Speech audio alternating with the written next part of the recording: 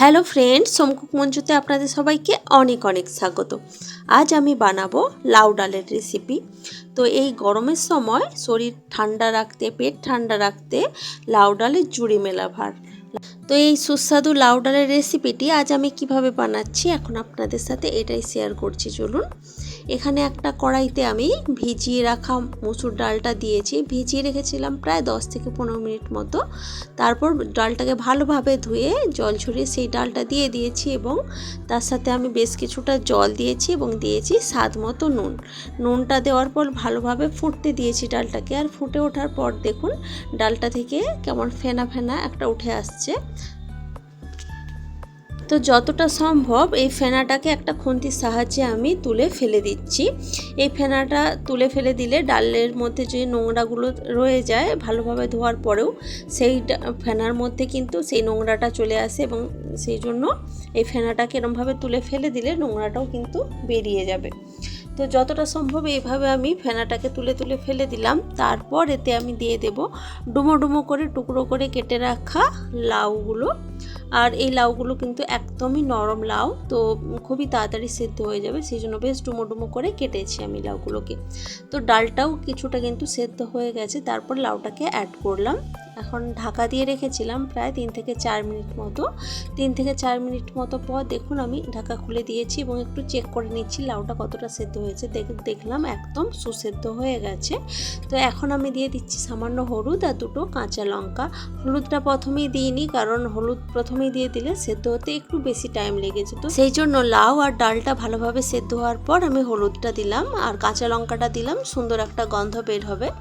তো একটু নাড়াচাড়া করার পর 1 মিনিট মতো ফুটতে দিয়েছি। তারপর আমি গ্যাসটাকে অফ করে দিয়েছি। গ্যাসটাকে অফ করে দেওয়ার পর আমি একটা অন্য কড়াই নিয়েছি, বা এই কড়াইটাকেও এই ডালটাকে অন্য পাত্রে তুলে এটাও পরিষ্কার করে করা যায়।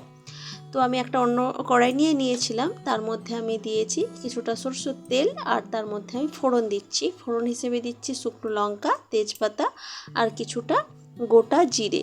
এই শুকনো লঙ্কা, তেজপাতার গোটা জিরে থেকে খুব সুন্দর যখন একটা গন্ধ বের হবে, এগুলো যখন ভাজা ভাজা হয়ে যাবে, তখন আমি এর মধ্যে দিয়েছি একটা বড় সাইজের পেঁয়াজ কুচি। তো পেঁয়াজ কুচিটাকে এখন এই তেলের মধ্যে একটু ভালোভাবে ভেজে নেব।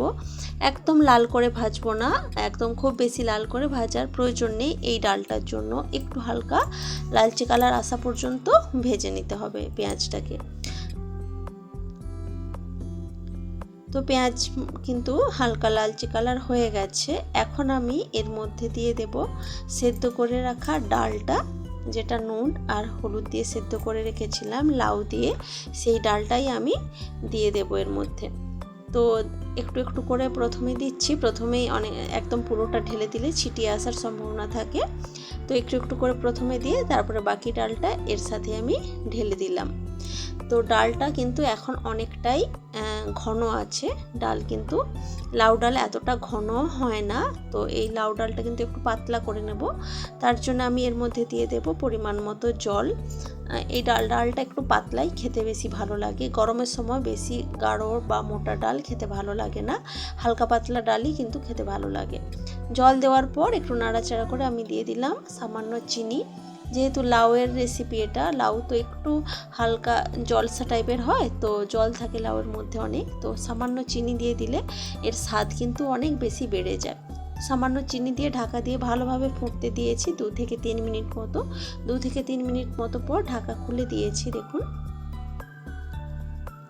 আর ডালটা কিন্তু বেশ সুন্দরভাবে কিন্তু রেডি হয়ে গেছে, খুবই অল্প টাইমে এবং খুবই অল্প উপকরণে দারুণ স্বাদের একটা ডাল কিন্তু রেডি করে নেওয়া যায়, যেটা শরীরের জন্য ভীষণই ভালো এই গরমের সময়।